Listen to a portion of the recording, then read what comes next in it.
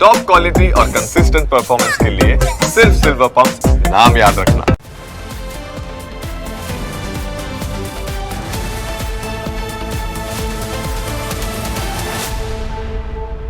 સૌથી પહેલા વાત કરીએ 140 કિલો ચાંદીના ચોરો વિશે।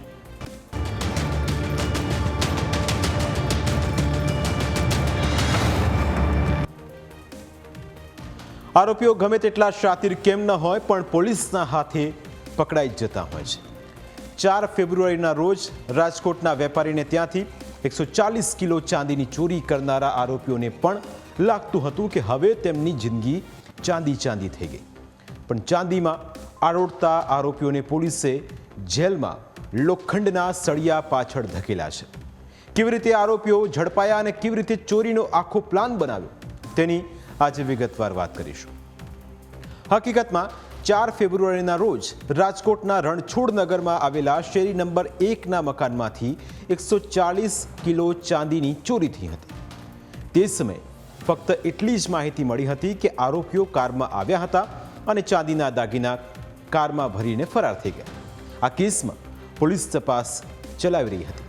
પોલીસે તપાસ દરમિયાન આરોપી પ્રદીપ પ્રજાપતિ, રાજુ ભોજક અને મંગુ રાઠોડને ઝડપી પાડ્યા, પરંતુ આ આરોપીઓમાં મુખ્ય સૂત્રધાર કોઈ નથી। પોલીસની તપાસમાં સામે આવ્યું કે મુખ્ય આરોપીનું નામ મુકેશ પ્રજાપતિ છે। આ પ્લાન તેની સાથે જે પ્રજાપતિ હતો, રાજુ ભોજક, રતનસિંહ રાઠોડ અને મંગુ રાઠોડ સામેલ હતા, પરંતુ મંગુ રાઠોડ હજુ પણ ફરાર છે।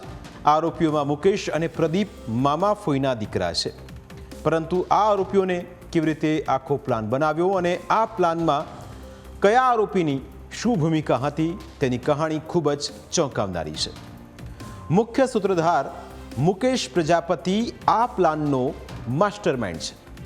સૌથી પહેલા તેના મનમાં ચાંદીના ઘરેણા ચોરવાનો વિચાર આવ્યો, પરંતુ એકલા હાથે પ્લાન પાર પાડી શકાય તેમ ન હોવાથી તેણે પ્રદીપ અને રાજુ ભોજકને આ પ્લાનમાં સામેલ કર્યા।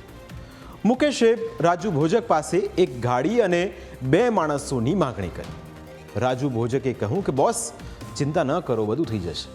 રાજુ ભોજકે જેલમાં બંધ બુટલેગર ધરમસિંહની ગાડીનો જુગાડ કર્યો અને રતનસિંહ નામની વ્યક્તિને ચોરીના પ્લાનમાં સામેલ કર્યો, પરંતુ મફતમાં તો આવો સોદો થાય નહીં, એટલે ગાડી અને 2 માણસોના બદલામાં 30 કિલો ચાંદી આપવાની મુકેશે રાજુ ભોજક સાથે ડીલ કરી।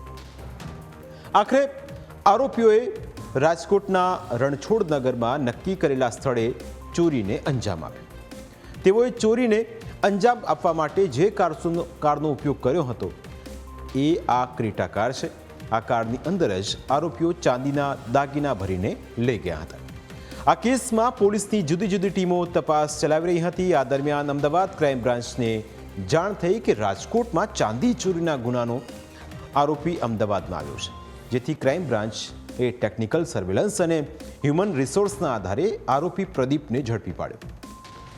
પ્રદીપ પાસેથી 40 કિલો ચાંદીનો જથ્થો મળી આવ્યો।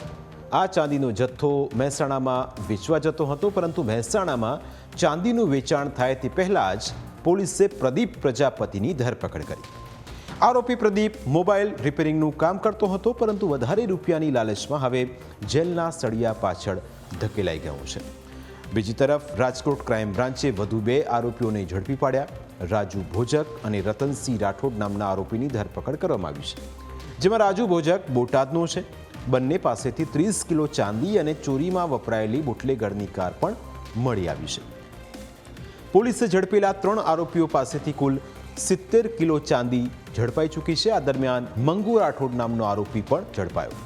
અમદાવાદ ક્રાઇમ બ્રાન્ચે તેને 40 કિલો ઓગાળેલી ચાંદી સાથે ઝડપી પાડ્યો, જેથી હવે 140 કિલોમાં ખૂટતી 30 કિલો ચાંદીનો કોઈ હિસાબ મળ્યો નથી। આ ચાંદી આરોપી મુકેશ પ્રજાપતિ પાસે હોઈ શકે છે, જે હજુ પણ ફરાર છે। હવે મુકેશને ચાંદી રાજકોટના રણછોડનગરના મકાનમાં હોવાની જાણ કેવી રીતે થઈ તે અમે તમને જણાવીશું, પરંતુ આખા પ્લાનમાં કોની ભૂમિકા શું હતી તે પણ જાણી લો। આ પ્લાનનો મુખ્ય સૂત્રધાર અને તમને જણાવ્યું તે પ્રમાણે મુકેશ પ્રજાપતિ છે। તેણે જ આખો પ્લાન બનાવ્યો હતો। ત્યારબાદ તેના મામાના દીકરા પ્રદીપ પ્રજાપતિનું નામ આવ્યું. પ્રદીપ પ્રજાપતિએ ચોરી કરેલી ચાંદીમાંથી 40 કિલો ચાંદી લીધી હતી. અગાઉ જણાવ્યા પ્રમાણે મહેસાણા વેચવા જતો હતો, તે દરમિયાન તે ઝડપાઈ ગયો. પ્રદીપ પ્રજાપતિની જેમ રાજુ ભોજક પણ ચોરીમાં ભાગીદાર હતો. તેણે પોતાના ભાગની 30 કિલો ચાંદી મેળવી હતી. તે ચાંદીનો વહીવટ કરે તે પહેલાં જ રાજકોટ ક્રાઇમ બ્રાન્ચે દબોચી લીધો હતો. રાજુ ભોજક સાથે રતનસિંહ પણ ઝડપાઈ ગયો. બોટાદનો રાજુ ભોજક બુટલેગરની કાર વાપરતો હતો. આ પ્લાનમાં મંગુ રાઠોડની પણ મહત્વની ભૂમિકા હતી. પ્રદીપ અને મુકેશ પ્રજાપતિએ ચોરી બાદ મંગુ રાઠોડનો સંપર્ક કર્યો હતો.